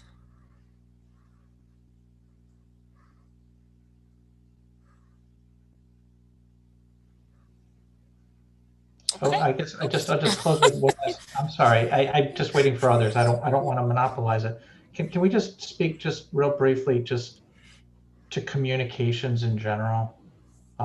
As things change, as things develop, I just my own observation is we get very regularly, and thank you for the emails about positive test confirmations in our buildings. But some of the other communications are going up on the website and sometimes stopping there. And I think just the reality is people are not daily or twice daily going to and seeking out information on the website. And so we have channels in addition to the websites. We have Facebook page, we have Twitter accounts, we have Instagram accounts, and we have the emails that we can send out. And I'm just wondering if some more of these communications as they hit the website should perhaps also be hitting each of the other communication channels simultaneously, so they get as widespread as they can. And you know, one example was that first day back when the buildings opened. And in midday that day, we got the email reminder that if people had been on vacation, they should be quarantining. But the buildings were already full of cohort A and all of the faculty at that point in time. And I know it was on the website earlier, but I think we can perhaps do a better job of leveraging all of the communications channels to get the same information out across as many of them as possible simultaneously, so that we can spread the word on some of these other communications a little bit more effectively. We have a CRC meeting scheduled for tomorrow afternoon. We can let our communications department know that.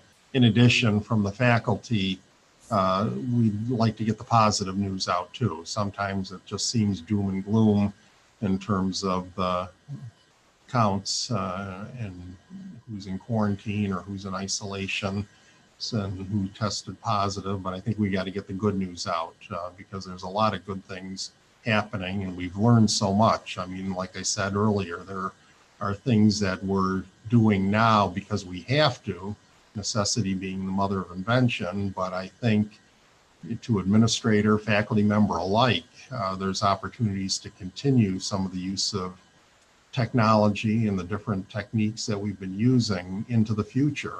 And that assumes we're back in a traditional format. I mean, we all realize as educators, and I think all of you do too as a governance team, that in person, there's no substitute for in-person education. I think that's why our public comment speaker tonight is hopeful for 5 days as soon as possible. I think that's why a lot of you are hopeful that we return to normal. And speaking on behalf of the administrators and teachers, I know they cannot wait to get back to normal or some semblance of it. But at the same time, knowing that in-person education is, optimal for us, I'm proud of what we've done so far in terms of maintaining our rich slate of programs. It hasn't been perfect, but I think it's been a lot of work and a lot of people rolling up their sleeves, working together. And, I'd like to push out the good news too that you referenced, because there are some amazing things that are happening right now, even though it may appear that we're limping along because of the pandemic. I'd just like to add that is our first agenda item for our CRC meeting tomorrow. But I'd also like to add that Indu, one of our inductees in the Hall of Distinction, gave us some real props for our work on our work in light of COVID this year on safety and all of our protocols. So I think that is a testament to the incredible work that our administrators are doing. So thank you all. And so my very last question, and then I'll stop, is I know we have a change at the federal level in the education secretary, and we don't know what's going to be coming down the pike with that, but we still have standardized testing on the books for this spring. Our students are in school so little in person as they are currently. Have there been any internal discussions on what this district may do if there's not a full waiver on those? I would really personally hate to see in-person time taken up on standardized testing as opposed to leveraging that for more productive educational endeavors. I think we remain hopeful with the change of administration. The outgoing administration did not want to grant the ESSA waiver as it did last year. And I think we're hopeful that we will get that ESSA waiver going forward. I think the foreshadowing, as I've shared with the board, is first the postponement of the January Regents exams.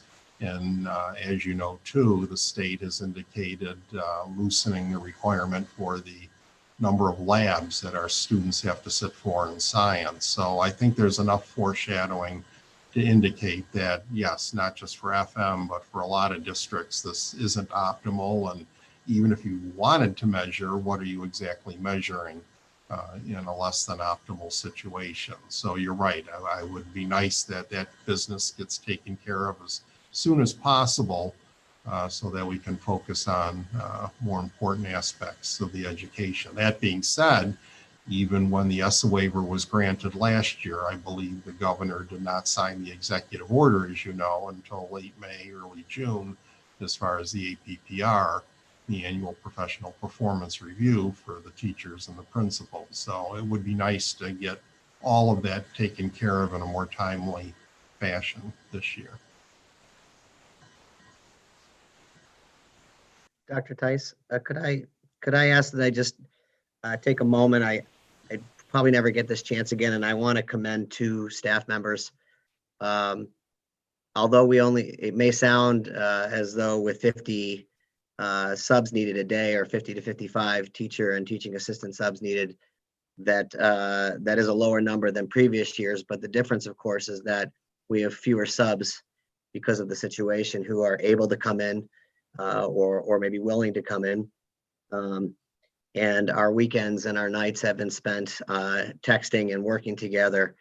And I get plenty of accolades in my job, and I appreciate that. But I want to make sure that Mary Anklin, who is a teaching assistant, who is our sub caller, and also Joanna Melfi, who is one of my clerical staff members here, get noticed, because they're working nights and weekends to do everything we can, and they're doing everything they can to make sure that there are enough adults in all the classrooms, so that those parents who are continuing to want to send their students to school, that we don't have to close down. And that means a lot of phone calls on Sundays and working straight through. And if I didn't take this opportunity, I'm afraid I'd forget. And I every time I tell them how much I appreciate them, but I'd like it to be known publicly.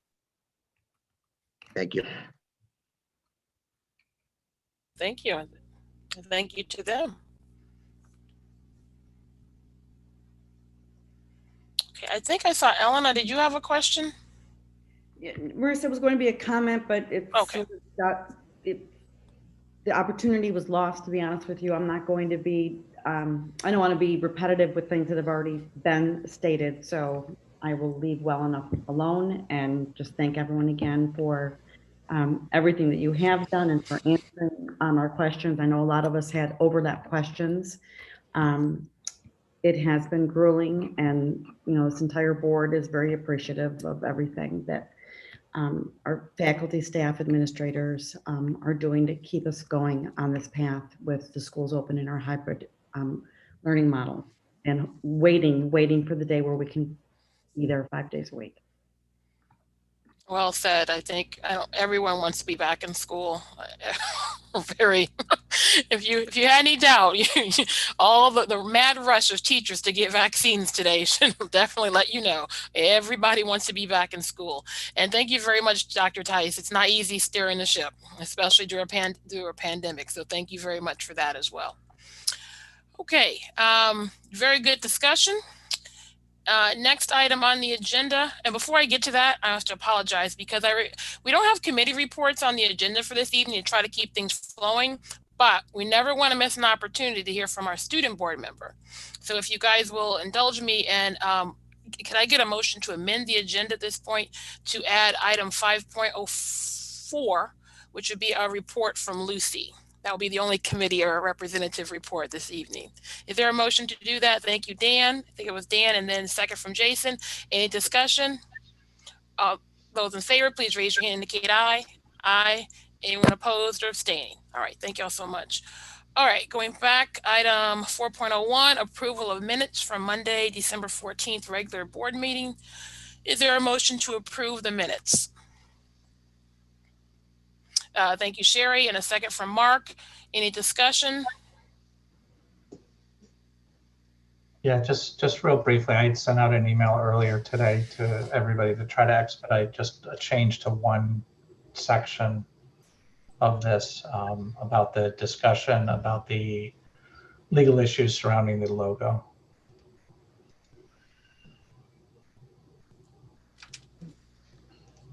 So that was a change to indicate that you had asked a question? Yeah, it just to clarify, because we didn't have a discussion about the New York State legal process as opposed to the federal. It was there, so there was a question that was asked about the federal that wasn't really able to be answered in depth because it wasn't in her purview. So just clarifying that one section of the minutes. Mm-hmm. Okay. Right, so we can make that change. Anything else from the minutes? All right, all those in favor, please raise your hand and indicate aye. Aye. Anyone opposed or abstaining? Okay. Oops. Next on the agenda is approval of the minutes of the Monday, December 28th, 2020 special board meeting. Is there a motion to approve those minutes? Kelly and then Daryl, any discussion? Yeah, just the same thing on that. I had sent out the same thing. In section 1.03, that vote was 7-1, not 8-0. I had voted against that. And just a request in that same provision to add just the word "so as to ensure greater transparency in this process" at the end of that sentence, just to clarify what that was said in that meeting. Do we typically include reasons for a dissent vote? Well, there was a reference to what was said. I'm just looking for completeness of what was said. Okay. All right. Is there a motion to approve the amended December 28th, 2020 special meeting minutes? Thank you, Mark, and a second from Jason. Any further discussion? All those in favor, please raise your hand, indicate aye. Aye. Anyone opposed or abstaining? I'm abstaining. I was not present. Thank you, Rebecca.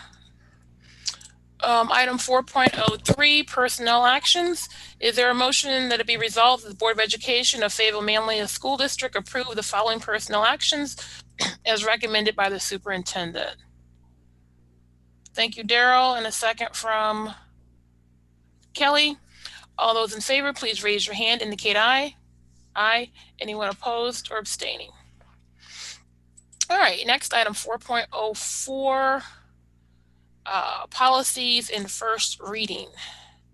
Is there a motion that it be resolved that the Board of Education of the Fayetteville-Manlius Central School District moves the following revised policies into second reading at the next board meeting, 7530 and 7550? Is there a motion? Thank you, Sherry, and a second from Dan. Any discussion? All those in favor, please raise your hand, indicate aye. Aye. Anyone opposed or abstaining? Okay. Next, board development. So the national conference, if anyone is interested in attending on your own, that is going to be online, and there's a link if you wanted to register on your own. The district is not sending anyone to attend, but if you wish to attend on your own accord, there is a link to do so.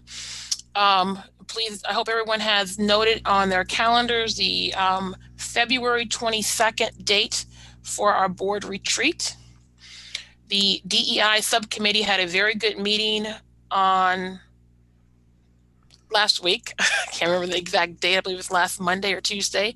We had a great initial planning meeting where we talked about the agenda, including 2 questions at the beginning. What does it mean to be anti-racist? What does it mean to have anti-racist policy? And then perhaps the second part being a look at a welcoming message for the district. And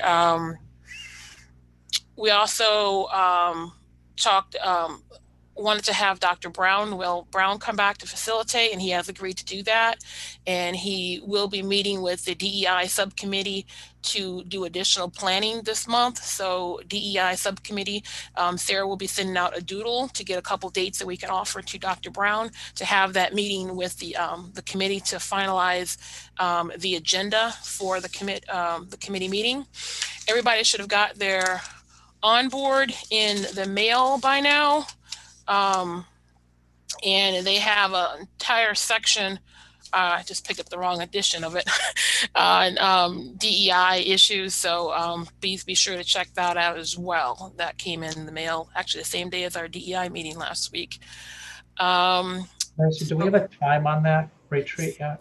Sure, we're going to do our 6 to 9 time. Okay. And with Dr. Brown and remote.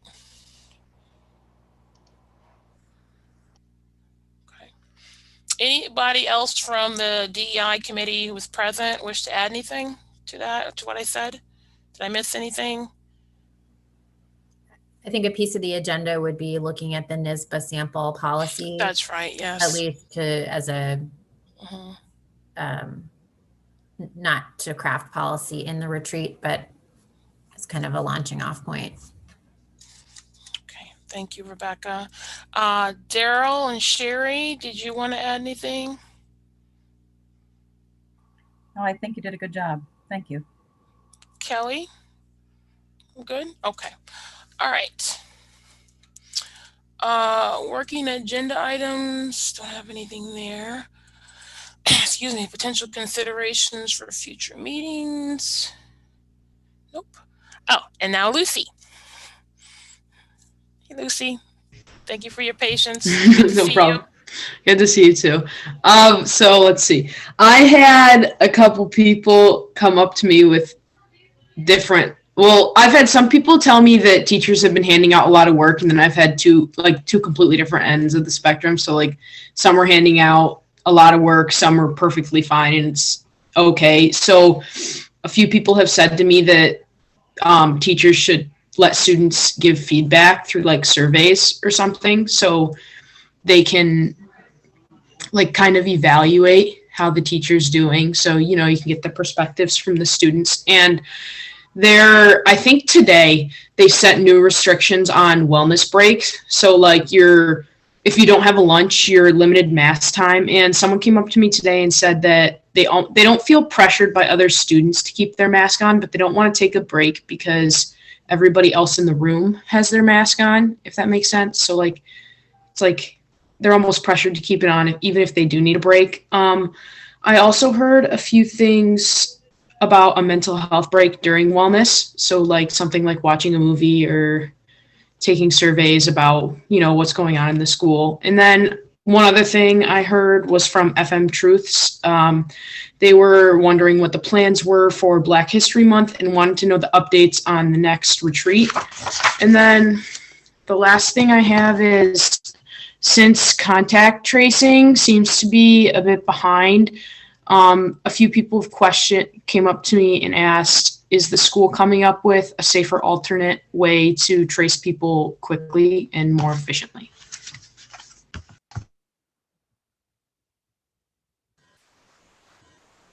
Well, as you know, we've taken your suggestions and others and have tried to incorporate. That's why the changes today for the wellness break. As far as the contact tracing, we did notice over the holiday that they have caught up. In fact, ironically, the New York State Department of Health liaison is giving us the community contacts, the home contacts.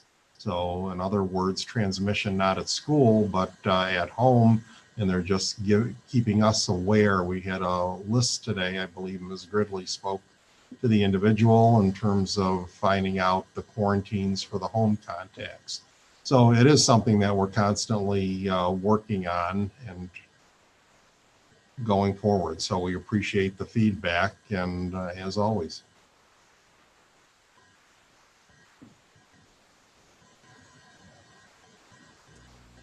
Thank you, Lucy. Okay. Moving on, future meetings calendar.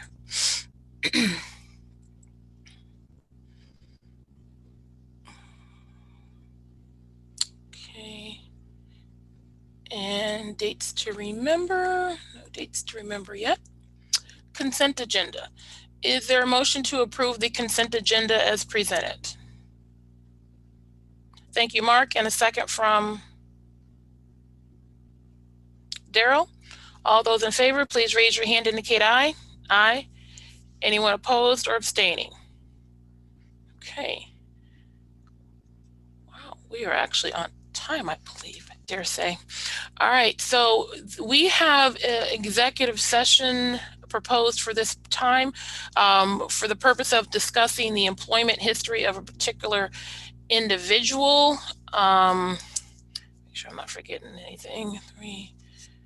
I think that covered, yes, for the purpose of discussing the employment history of a particular individual. That's the reasons we're moving into executive session.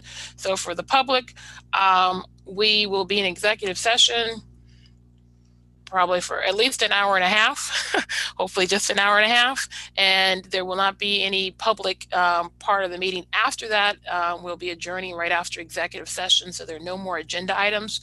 So if members of the public are still watching, this would be the point where you would sign off, because we won't have any more public portion to the meeting. So is there a motion to adjourn to executive session? Thank you, Jason. Second from Rebecca. Any discussion? All those in favor, please raise your hand, indicate aye. Aye. Anyone opposed or abstaining? Thank you all. It was a great meeting, a lot of information, and we kept pretty much to schedule. Thank you, administrators. Much appreciated for all your hard work. Thank you. Thank you, Lucy. Good to see you. Good night, Lisa. Good night, Mary. Thank you. See y'all later. Have Bye, a good everyone. night. Good night, everybody. Thank you. Thank you.